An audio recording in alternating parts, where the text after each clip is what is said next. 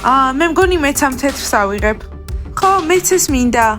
მე აი ეს შოკოლადის მომწონს. ჯული, აიღე ერთი და წადი. იდი ვარ კოსტია. მეგობრებო, ეს გაკვეთილი რომ დამთავრდება, დიდი ლიმუზინი მოვა და ყველა წვეულებაზე წავალთ. რა თქმა უნდა, დიმა.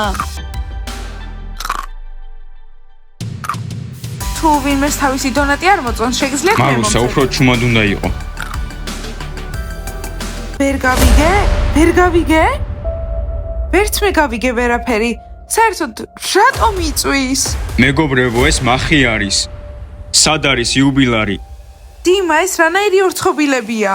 დიმა, ეს რა არის? სპეციალური ნამცხრები? ბავშვებო, თქვენს გეწვით ყელი? ღმერთო ჩემო. რა საშინელება? მეგობრებო, რა მოხდა? აიმე, იწვის.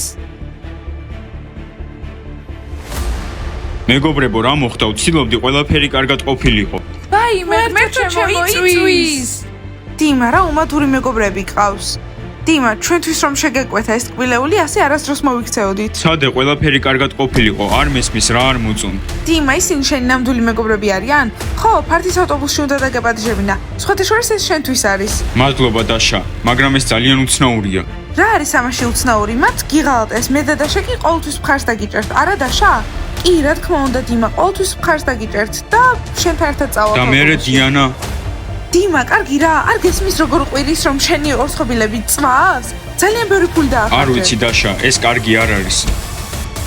დიმა, ეს რა არის? რა ჭირს ამ ორცხობილებს? პირი გვეწვის. ეს იმიტომ გააკეთე, რომ დაბადების დღეზე არ წამოვიდეთ? ხო. კარგით რა მეგობრებო, ეს ნამცხრებია, არ მესმის რა გწოვთ. დიმა, ხომ გითხარით? ესენი რანაირი მეგობრები არიან? მხოლოდ გიყვირიან. დაშა, შენს ადგილას რომ ვიყო, არ ვილაპარაკებდი. ხო, თორემ გაჭმევთ ამ ორცხობილებს.